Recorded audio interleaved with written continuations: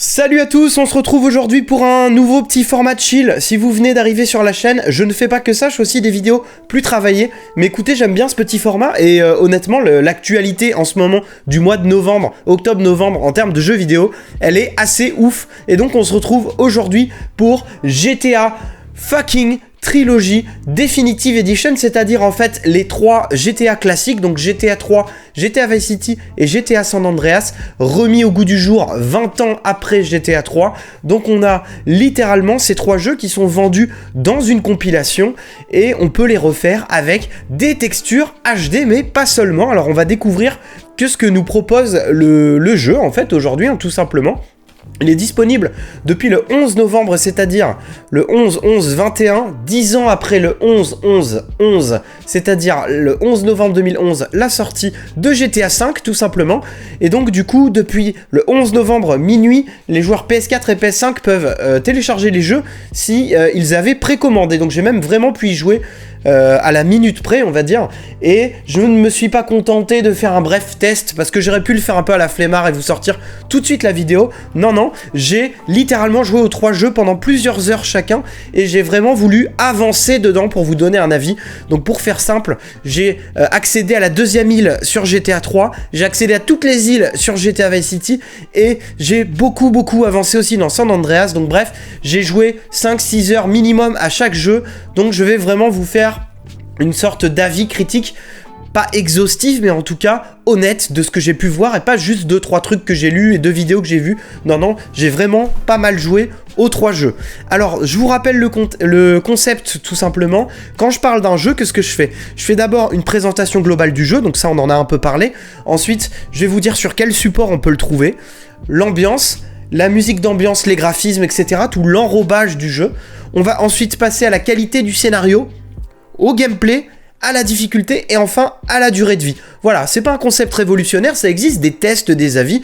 Là, je rappelle que cet avis, c'est le mien, ça n'engage que moi. Vous avez le droit de pas être d'accord, vous avez le droit d'en discuter avec moi dans les commentaires. D'ailleurs, n'hésitez pas, abonnez-vous, parlez-en dans les commentaires, partagez, votre soutien me fait plaisir. On a passé les 200 abonnés récemment et ça, c'est super cool. Donc, eh bien, écoutez, on va parler de ces 3 jeux et je vais essayer d'avoir un avis tranché parce qu'on m'a demandé, on m'a dit, quand on vient voir ta vidéo, on veut ton avis, on veut pas juste une exposition du jeu et vous avez totalement raison.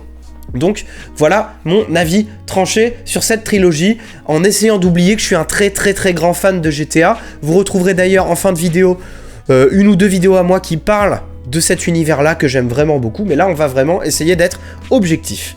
Alors, première chose, donc le jeu est disponible sur PS5, PS4, les 2 générations de Xbox et sur Switch. Je vois des retours très mauvais sur la version Switch pour l'instant. C'est pas non plus très étonnant puisque elle est moins puissante et ça on le savait tous. Moi j'ai fait la version PS5, donc là je ne sais pas la capture du jeu, ce que vous voyez, mais ça m'a l'air d'être beau. En tout cas voilà, c'est un youtubeur, merci à lui, Banden il s'appelle, qui a fait une capture de gameplay. Et là on est sur le GTA 3 remis au goût du jour. Donc moi j'y ai joué sur PS5, on va dire une des versions les plus opti pour découvrir le jeu parce que console next-gen. Alors, pour ce qui est de l'ambiance, musique d'ambiance, graphisme. Alors c'est très simple, on n'a jamais vu de version aussi belle des 3 GTA. Forcément, et heureusement j'ai envie de dire, il y a un nouveau moteur graphique qui est le moteur de Epic. Donc c'est-à-dire en fait tout simplement le Unreal Engine, donc le moteur de Fortnite mais aussi de plein d'autres jeux. Donc là, nouveau moteur, nouvelle direction graphique, on a un peu ce côté cartoon sur les personnages, alors ça, faut aimer. Moi, personnellement, j'aime beaucoup, je trouve ça plutôt réussi. Vu qu'on est sur une satire du système américain, finalement, le côté cartoon marche bien, permet de prendre un petit peu de recul sur la violence. Et voilà, vous allez pouvoir le voir, si vous avez joué à GTA 3, tout a été entièrement refait, les éclairages, les reflets, on pourrait dire les textures, les personnages, l'habillage que vous pouvez voir là-haut, là, les armes, la façon de présenter les armes, les mini-maps, le GPS, tout a été entièrement refait, les marqueurs lumineux pour indiquer les missions. Vraiment, même les titres d'émissions, la Luigi's Girl par elle, c'est traduit, c'est refait, etc. On est vraiment sur le plus bel enrobage possible et à mon avis imaginable pour des jeux qui ont parfois 20 ans comme GTA 3. Donc vraiment, les jeux sont beaux. Ils sont pas magnifiques. Évidemment, GTA 3 est moins beau que Vice City, qui est encore moins beau que San Andreas, puisque forcément, il y avait des améliorations graphiques de jeu en jeu. Donc là, je ne vous parle pas d'un jeu aussi beau qu'un GTA 5, c'est pas non plus sublime, ça va pas vous mettre une claque, mais c'est honnêtement tout à fait jouable. Et pour quelqu'un qui voudrait découvrir ou redécouvrir la série, il va pas pousser des bonds, il va pas faire des bonds et pousser des cris d'horreur en disant « Ah, c'est dégueulasse et tout ». Non, non, pas du tout. C'est tout à fait jouable, c'est très joli. C'est la version la plus jolie qu'on aura jamais, hein, on va être honnête. Mais c'est pas non plus une claque. Donc là, vous avez le moins beau des trois pour vous rendre compte. San Andreas, c'est beaucoup plus joli. On sent la différence. Déjà, Vice City, il est plus coloré, il y a les jeux des néons et tout. C'est cool. San Andreas, il y a vraiment un paquet qui a été mis sur la végétation. C'est le plus beau des trois, de très loin. C'était le plus beau des trois et c'est encore le plus beau maintenant. C'est sûrement l'univers de Los Santos qui est le plus varié et qui rend donc le plus hommage à toutes ces petites modifs. Et Vice City est très joli également. Mais GTA 3 honnêtement reste totalement jouable. Alors pour ce qui est de l'ambiance générale, eh ben, on reste dans des ambiances qui sont excellentes, puisque c'est des jeux qui sont tous les trois très ouf, avec des ambiances gangster. Le premier, ambiance New York un peu noire, le futuriste entre guillemets, années 90-2000. Le deuxième, Miami, années 80, néon, paillettes, etc. Donc regardez ma vidéo sur GTA, j'en parle en détail. Excusez-moi. Et enfin, San Andreas, le côté West Coast, ambiance gangster, années 90, tout ça. Donc on les garde, c'est les mêmes. Elles ne sont que sublimées par les graphismes, par les enrobages. Donc elles sont très bonnes et elles restent très bonnes.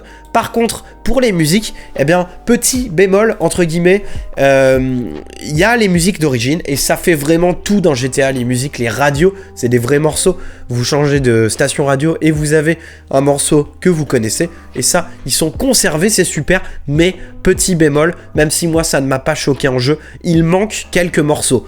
Donc il est possible que certains morceaux que vous kiffez, du style des Michael Jackson dans GTA Vice City ou des choses comme ça, il y en a quelques-uns, il y a une liste sur internet, allez voir, qui ont été enlevés. Et ça, je trouve ça dommage, très très dommage pour un jeu pour lequel l'ambiance est aussi importante. Vous n'allez pas me faire croire que Rockstar, Sony et consorts n'ont pas possibilité d'avoir les droits, donc maintenant c'est des histoires d'argent ou je ne sais pas. En tout cas, il manque des morceaux et pour moi c'est une faute de goût clairement. Il aurait fallu que ces versions sortent avec tous les morceaux. C'est peut-être un détail pour la plupart d'entre vous, mais pour moi 20 ans après, vu la puissance de la série GTA, c'est impardonnable. Bon voilà, petit bémol qui reste, on est d'accord, minoritaire par rapport à tout ce qui est bien. En termes de qualité du scénario, ben là, rien de nouveau sous le soleil.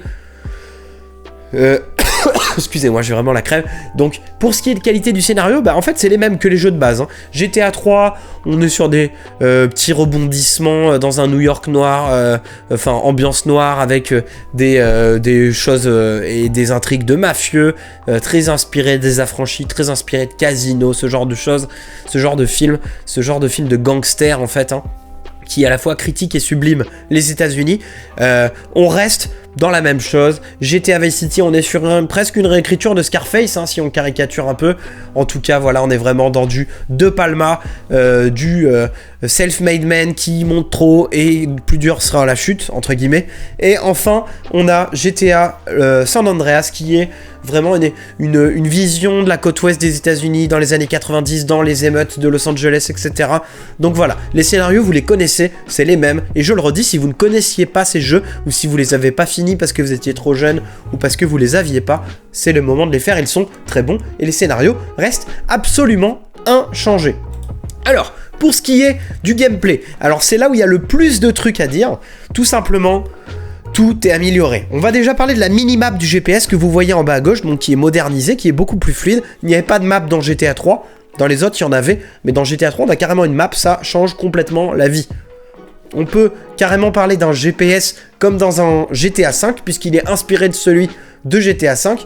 Eh bien, en fait, pour faire simple, maintenant vous avez un GPS, vous pouvez zoomer sur les cartes, vous pouvez vous faire des trajets, vous voyez que là, la voiture, elle suit un petit trajet, elle vous propose même, d'elle-même, le trajet le plus approprié. Alors, évidemment, vous avez le droit de couper, de rouler à contresens et tout, et ça, ce sera à vous de vous faire le vôtre, mais c'est ultra appréciable. Vraiment, un des gros freins, de GTA 3, c'était le fait qu'il n'y avait pas de minimap. Et il y a des missions, si vous ne savez pas où il faut aller, notamment à la fin du jeu, eh ben vous allez chercher sur internet, ou alors vous cherchez au hasard, et on va se le dire clairement, 2021 c'est plus acceptable dans un jeu. Donc la bonne nouvelle, c'est que ces minimaps font partie des améliorations nécessaires pour un jeu moderne, et ça a été fait, et c'est super. Donc on a aussi, en termes de gameplay, excusez-moi je vais tousser, mais vraiment sinon j'ai du mal à parler. Pardon. On aura aussi, souhaitez-moi bon rétablissement dans les commentaires pour le référencement. Donc pardon, on a des checkpoints dans l'émission, et ça c'est pour moi la grosse différence qui pourra ne pas plaire à certains et être adoré par d'autres. Tout simplement la possibilité de mourir et de revenir instantanément au début ou au milieu d'une mission suivant la longueur des missions, mais ça change la vie. Je vous rappelle qu'avant c'était très punitif, si vous mourrez, vous perdez vos armes, vous revenez au poste ou à l'hôpital, vous devez au mieux charger votre sauvegarde, au pire vous retapez le trajet, la cinématique, etc. etc. C'était très punitif. Quand on est gamin, on a tous souvenir de missions qu'on a recommencé en boucle, et tout simplement, c'était très frustrant. Alors moi je trouve que ça avait du charme, c'est ma thèse personnelle, vous avez le droit de ne pas être d'accord, je trouve que ça avait du charme, ça rendait le jeu plus dur, plus exigeant, et vous deviez être irréprochable pendant l'émission. N'empêche que, là, moi qui les ai refaits en 2-3 jours en jouant à fond, c'était un confort indéniable de pouvoir recharger la mission tout simplement, sans tout refaire de A à Z, parce qu'en plus moi je les connais par cœur, donc pas vraiment d'intérêt de les redécouvrir. Et honnêtement, ça en rebutera plus d'un si ça ça en rebuterait plus d'un si ça n'existait pas. Et là, vraiment, vous pouvez charger l'émission. Ça va vous changer la vie, croyez-moi. Donc, encore une possibilité, sachant qu'on peut très bien dire non, je ne veux pas reprendre au dernier point. Et là, dans ce cas-là, eh ben, vous repartez à l'hôpital comme avant.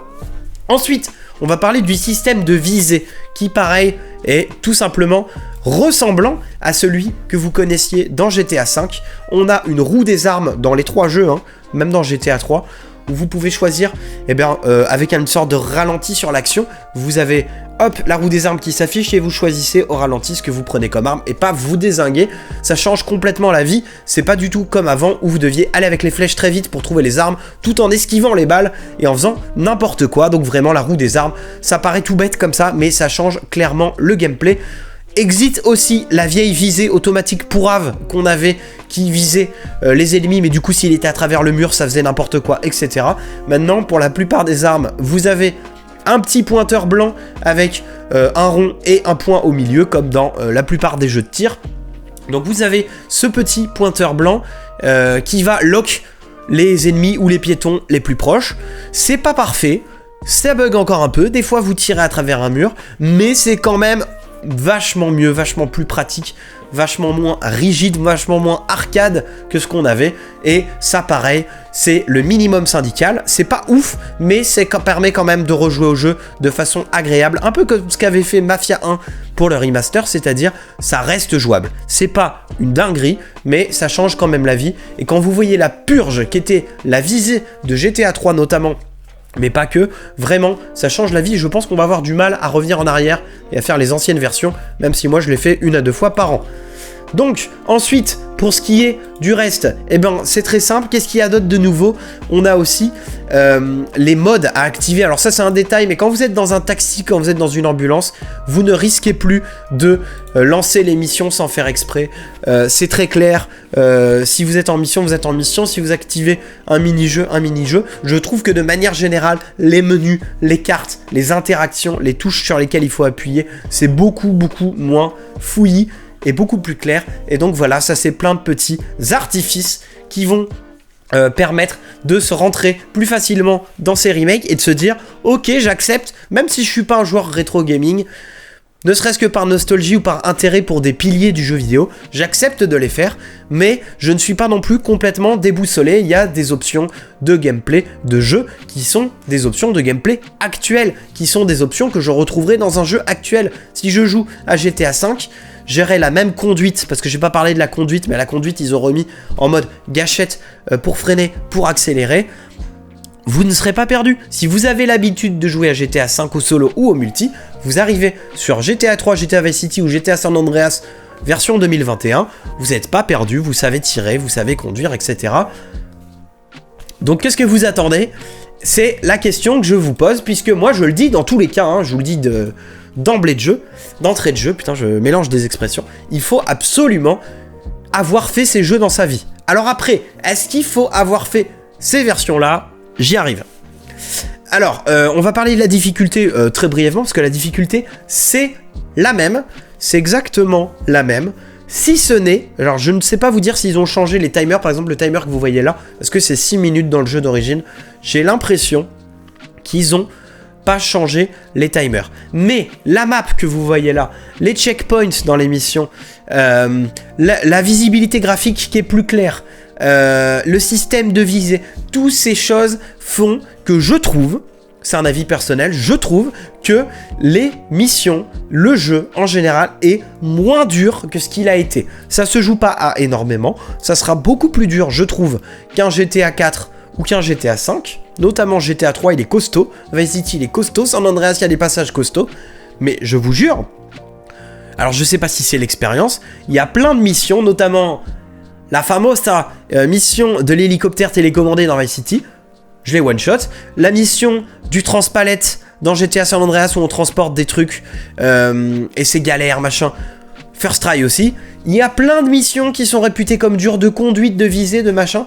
Je les ai one-shot. Alors, est-ce que tous ces petits systèmes, mis bout à bout, rendent le jeu plus simple? Est-ce que c'est mon ancienneté, le fait que je connaisse bien les jeux? Je ne sais pas vous dire, mais les jeux ne sont pas plus durs que ce qu'ils étaient, ils sont même un poil plus simples. Seul petit bémol, je dirais qu'il y a des choses qui viennent compliquer la vie, et il est temps de le dire, il y a quelques bugs graphiques et quelques bugs de sauvegarde qui viennent vous compliquer la vie. On va en reparler à la fin, mais c'est un petit bémol. Voilà, c'est la seule difficulté, on va dire, nouvelle. Sinon, tout est pareil. Et je dirais l'autre chose, alors pour moi, le vrai problème en termes de difficulté, qui a pour le coup, à l'inverse de ce que je vous ai dit avant, rehaussé, c'est l'état des voitures. En fait, tout simplement, quand votre voiture est abîmée dans GTA, vous connaissez ou vous ne connaissez pas, je vous l'explique, les fumées, votre voiture commence à fumer. Donc il y a petite fumée blanche, puis petite fumée grise, puis grosse fumée noire, et après elle est en feu. Au moment où elle est en feu, vous avez intérêt à vite sortir de la voiture, parce que clairement, la voiture explose dans les 4-5 secondes, et si vous êtes dedans, vous mourrez sur le coup. Si vous êtes en dehors mais trop proche, vous prenez de gros dégâts.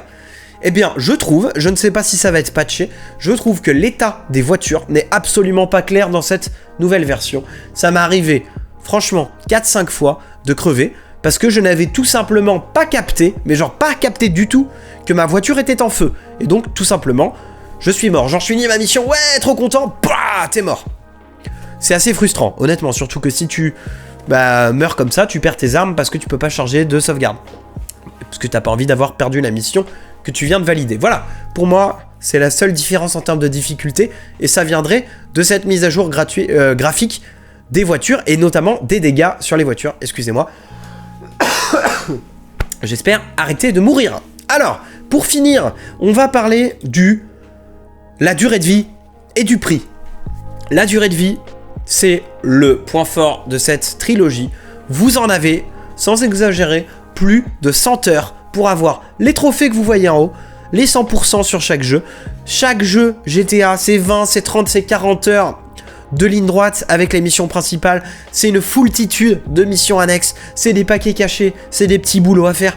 Même si vous les faites en ligne droite, sans déconner, ça fait 3 jours que je fais quasiment que ça.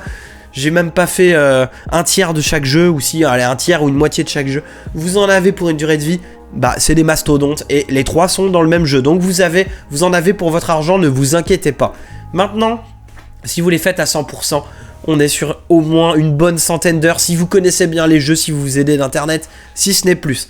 Donc la durée de vie, c'est le point fort, vraiment, que vous les connaissiez ou non. Si vous avez ne serait-ce que le vague projet de refaire ces GTA qui sont des monuments dans les prochains mois, foncez. Et maintenant, on va parler de la dernière chose qui pour moi est le point le plus problématique tout simplement de cette réédition, et ça a été dit par jeuxvideo.com, ça a été dit par Rockstar Mag, donc le site spécialisé, le très bon site d'ailleurs, je les salue, Rockstar Mag, qui font tout simplement l'actu française au taquet de ce qui se passe chez Rockstar, donc pas que GTA mais notamment GTA. Bref, tout ça pour dire, ça a été dit par tout le monde, le jeu est trop cher. Le jeu est beaucoup trop cher. GTA 3 est sorti en 2001, GTA Vice City en 2002-2003, GTA San Andreas en 2004, c'est des jeux contre 15 et 20 ans. Et ils nous vendent ça 60 €. J'ai payé 60 € sur PS5, sur Switch, c'est cher. Sur toutes les consoles, c'est cher. Il n'y a même pas encore la version physique. Ils nous ont vendu ça à plein tarif. La version physique arrive en décembre. Donc, tout ça pour dire, les jeux sont excellents. Le travail est excellent. On apprécie. On kiffe le respect de Rockstar pour les joueurs. Les jeux sont beaux, on n'aura jamais une aussi bonne version, les jeux sont excellents, on les connaît, tout est quasiment sublimé, il n'y a quasiment aucun retour en arrière, il y a beaucoup de petits ajouts, voilà, bref, on est content. Regardez, quand on va chez Ammu-Nation, c'est beaucoup plus clair. Le problème, c'est le prix. On paye 60 € des remasters plus, c'est-à-dire pas des remakes, pas des remasters vite on étire les textures en HD, non, des remasters plus, on va dire le middle game des remasters finalement, hein. Allez voir ma vidéo sur les remakes et les remasters. Donc ces remasters plus, on les paye 60 € et on ne peut pas acheter les jeux séparément. Et ça, c'est un problème. Si vous êtes un joueur du Game Pass sur Xbox, vous avez San Andreas gratuitement. Si vous êtes un abonné au PS Now, vous aurez GTA 3 gratuitement dans un mois. Bon, c'est dans longtemps. Et Vice City... Eh ben, vous êtes coincé, voilà. Moi, gros fan de Vice City, si j'avais voulu faire que Vice City, ben, j'étais coincé, fallait que j'achète la compilation à 20 balles, plus 20 balles, plus 20 balles, 60 €. Et c'est tout, tu ne peux pas choisir. Donc voilà, pour conclure sur cette trilogie, bah, les jeux sont géniaux, il n'y a pas de raison qu'ils soient plus bien. Ils sont tout simplement sublimés, aussi bien, je pense que vous pouvez le voir, graphiquement, qu'en termes de gameplay, qu'en termes de petites options. Tout est modernisé pour correspondre à des canons qui sont ceux des jeux d'aujourd'hui, de 2021, plus ou moins. On garde le charme du rétro, on a malgré tout énormément de choses qui sont sympathiques, des effets de pluie, des effets de lumière, des effets d'explosion. On est dans des jeux tout à fait jouables, je vous les conseille, surconseille, vraiment, foncez, regardez, il y a les cheats là, donc si vous voulez faire les codes à l'ancienne, vous pouvez aussi faire les codes à l'ancienne, bref, ces jeux sont un régal, c'est sûrement la meilleure façon de les faire, mais c'est trop cher. Clairement, si vous n'êtes pas un fan hardcore de GTA, ou si vous succombez pas à la nostalgie, vous ne paierez pas 60 €. Moi, mes potes qui veulent refaire que San Andreas pour le kiff, ils ne mettront jamais 60 € sur un jeu dématérialisé ou même en boîte, parce que c'est trop cher pour faire des jeux qu'on connaît déjà, hein. Il n'y a rien de nouveau. Par contre, si vous êtes un fan hardcore, si vous avez très envie de les refaire, ou si vous êtes prêt à vous dire, ok, bon, je paye 60 €, ça fait 20 ans que j'ai pas payé pour ces jeux-là, c'est une super boîte Rockstar, j'aime beaucoup les scénarios, j'aime beaucoup les ambiances cinématographiques, etc. Là, dans ce cas-là, libre à vous. Moi, c'est ce que j'ai fait, parce que j'ai conscience que je fais partie de ces fans plus ou moins hardcore de GTA, et que je suis d'accord de payer 60 €, mais franchement, je comprendrais très bien que certains voient ma vidéo et se dire, bon, ben j'hésitais, je le ferai pas. Moi, je l'ai fait, j'ai pris un immense pied à le faire, c'était génial, vraiment, si vous êtes un fan, ou si vous êtes curieux, ou si vous aimez le jeu vidéo dans son ensemble, foncez, et sinon, eh bien écoutez, passez votre tour, regardez des gameplays sur internet, vous savez que ça existe, et libre à vous. Merci à tous d'avoir suivi mon avis sur la GTA Trilogy. J'espère que ça vous a plu. N'hésitez pas à vous abonner, à liker, à partager. Merci pour votre soutien sur la chaîne. L'actu est très dense en ce moment. On se retrouve dans un peu plus d'une semaine pour mon avis sur Pokémon Diamant et Perle, les remakes sur Switch. Et bientôt pour une grosse vidéo travaillée sur laquelle je suis tout simplement en train d'écrire des choses, pour laquelle je suis en train de tourner des choses. Bref, on se retrouve à bientôt. J'ai cependant.